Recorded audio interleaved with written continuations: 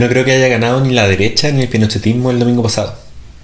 Yo creo que esto es más un empate que una victoria. Es un empate con un golazo espectacular, con un golazo de chilena si quieren, pero los resultados han sido más un empate que una victoria en este largo proceso de transformación social. Y quiero explicar por qué. Tras el plebiscito, me parece que son dos los grandes relatos respecto al 62% del rechazo. El primer relato es el rechazo como una fuerza que busca restaurar el orden vigente. El segundo relato es el rechazo como una fuerza destituyente radicalizada. El primero se entiende por sí solo: restaurar, mantener, conservar, que es la carta que está jugando la derecha justamente. Entonces voy a explicar el segundo relato, el del rechazo como una fuerza destituyente radicalizada, porque creo que es lo que aplica y se ajusta a los hechos. Para explicar mi punto, tengo que comenzar diciendo de que todo proceso de transformación social tiene una potencia, una energía o una fuerza que desarma lo viejo. Pero también tiene una potencia, una energía, una fuerza que arma lo nuevo. La primera es una potencia destituyente. La segunda es una potencia instituyente. Mi tesis es que la potencia destituyente, que con mayor nitidez hemos visto desde el 2019 hasta ahora, es muchísimo más grande que la potencia instituyente. Si nosotros ponemos una junto a la otra, vamos a ver que la potencia destituyente sobrepasa a la instituyente. Significa que lo que se es capaz de ordenar, de crear, de instituir es mucho más chico y lento que la energía que desordena y descompone el orden vigente. Los protagonistas de la potencia destituyente son las y los desencantados. Entonces en la práctica esto significa que lo que se es capaz de encantar es mucho más pequeño que el agudo desencanto. Hoy día quienes han intentado crear, instituir o componer lo nuevo han sido principalmente la izquierda y los movimientos sociales. Su resultado ha sido la Convención Constitucional, la propuesta constitucional y el gobierno de Prodignidad. Pasa que estas tres creaciones no han sido capaces de abarcar y encauzar la inmensa potencia destituyente. Ese resto que queda entre potencia destituyente y potencia instituyente es energía en fuga. La energía del desencanto no ha sido aprendida políticamente y por lo tanto está siendo disputada por los sectores conservadores y los sectores transformadores. Lo que está políticamente en disputa hoy es cómo estabilizar y cómo encauzar esa energía en fuga. Cómo darle forma a la desproporción entre potencia destituyente y potencia instituyente. Por una parte, los sectores transformadores quieren estabilizar esa desproporción encantando a los desencantados para que se sumen a la fundación de lo nuevo. Es decir, se pretende reducir la desproporción. Los sectores conservadores, en cambio, quieren conservar y restaurar el orden vigente aumentando lo más posible la desproporción, ojalá haciendo desaparecer la potencia instituyente de los sectores transformadores. Las emotividades, las certezas de las y los desencantados que se ubican en la fuga destituyente siguen revueltas, siguen sin orden, pero precisan de un orden. Y es en ese deseo de estabilidad que los sectores conservadores han aprovechado para convertir una parte de la potencia instituyente en potencia reaccionaria. Bloquear el posible encanto de los desencantados para que en su necesidad de estabilidad los desencantados prefieran la restauración de la vieja estabilidad. De ahí tanta fake news, por ejemplo. Esto nos hace entender que no es contradictorio que miles y miles que salieron a las calles en la revuelta popular hayan votado por Kast o por el rechazo. La principal razón es porque no han sido convocados ni interpretados por las certezas y los encantos que proponen los sectores transformadores. Tras el 4 de septiembre, la desproporción entre potencia destituyente y potencia instituyente aumentó radicalmente. La potencia destituyente adquirió más energía y lo poco que las fuerzas transformadoras han podido crear, estas tres instancias, gobierno, convención y propuesta constitucional, también ha entrado de lleno en el vértigo destituyente. De estas tres creaciones, solo queda una. El otro día vi una imagen que se burlaba del acto del rechazo en el Mirador Pablo Neruda, arriba del cerro, comparándola con la concentración en Santa Lucía.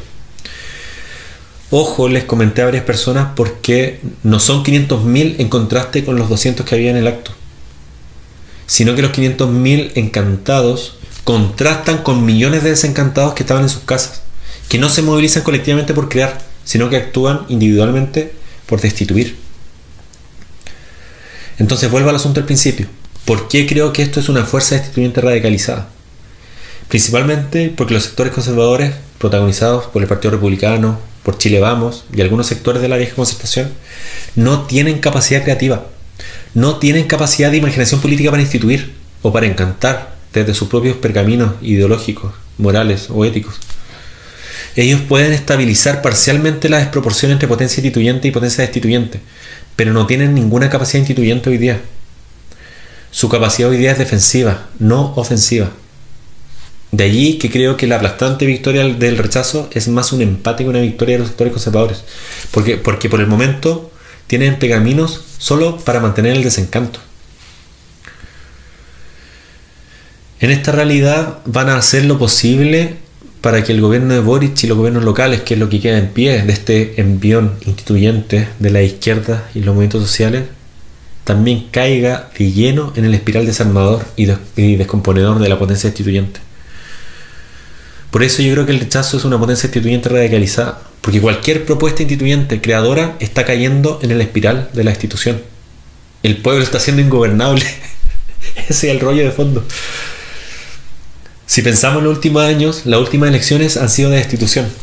El apruebo de entrada fue destituyente respecto a la constitución pinochetista y al gobierno de Piñera. La elección de convencionales fue destituyente respecto a la clase política. La elección de Boric también fue destituyente respecto a la clase política.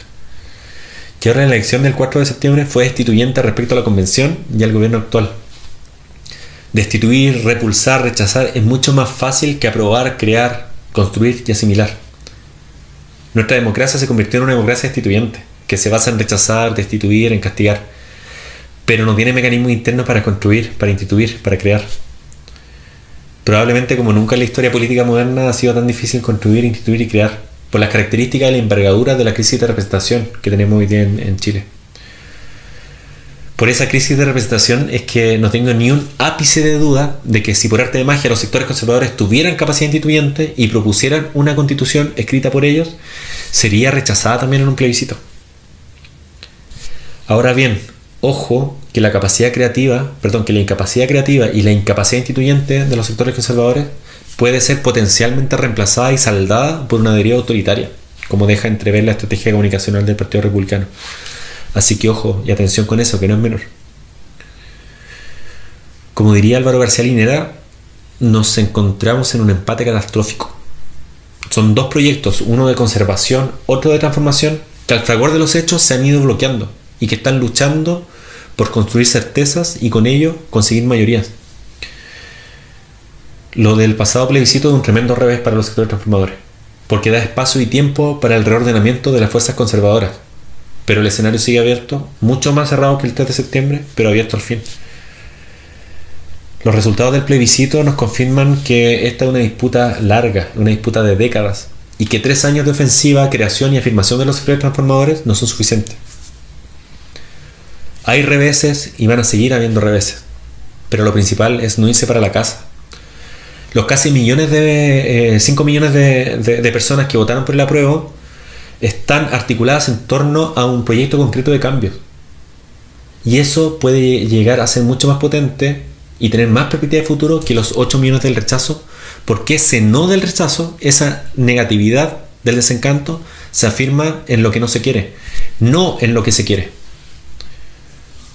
Hoy día esas 5 millones de personas tienen capacidad de juntarse, tienen capacidad de movilización justamente porque parten de un proyecto concreto de transformación.